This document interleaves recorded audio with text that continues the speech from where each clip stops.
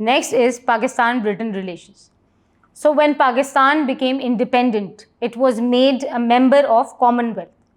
1955 में Treaty of Sento sign की गई, जिसके अंदर both Pakistan and Britain were included. 1956 में ब्रिटेन ने पाकिस्तान को लोन दिया 13 करोड़ रुपए का, ताकि पाकिस्तान उसको अपने डेवलपमेंटल प्रोजेक्ट्स में इस्तेमाल कर सके.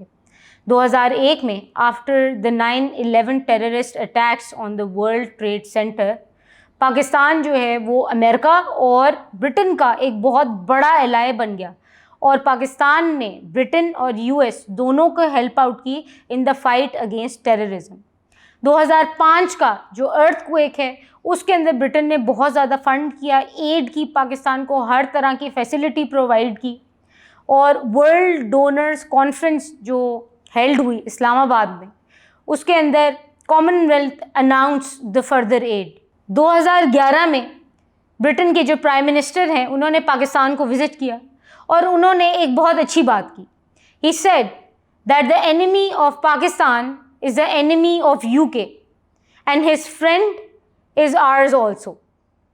तो बच्चों ये देखें कि उन्होंने कितनी अच्छी बात की है कि आपका दुश्मन हमारा दुश्मन और आपका दोस्त हमारा दोस्त.